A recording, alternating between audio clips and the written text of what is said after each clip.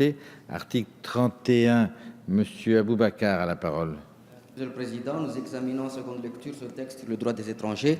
Nous en connaissons les 3 priorités, elles ont été rappelées. Il s'applique naturellement à l'ensemble du territoire national ou presque et contient quelques dispositions propres à l'outre-mer. Parmi ces dispositions, il convient de relever celles attachées à la situation spécifique que 3 territoires d'outre-mer connaissent en matière d'immigration, la Guyane, Saint-Martin et Mayotte.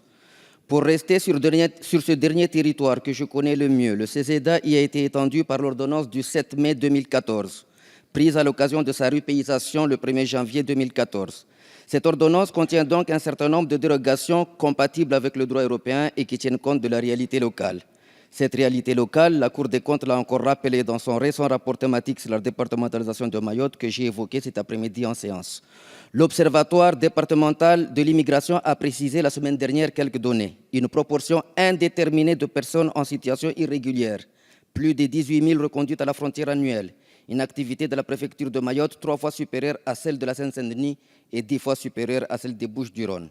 Le présent article, comme d'autres dispositions plus haut dans le texte, participe de cette démarche d'adaptation. Je sais qu'elles surprennent parfois ou choquent certains, mais quiconque connaît l'ampleur de l'immigration clandestine dans ces territoires, son impact sur les politiques publiques, comprend la nécessité de préserver des outils permettant aux services de conduire une difficile lutte contre ce phénomène à la hauteur des enjeux auxquels font face ces territoires.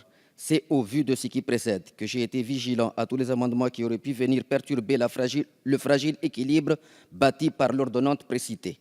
Et il est important que ces réalités, souvent traitées par voie d'ordonnance, soient dites de temps en temps devant la représentation nationale.